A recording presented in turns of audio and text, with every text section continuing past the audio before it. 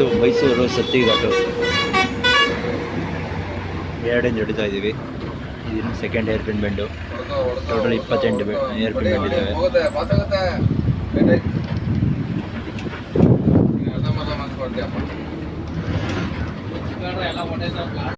ಇದು 4ನೇ ಬೆಂಡ್. ಇದು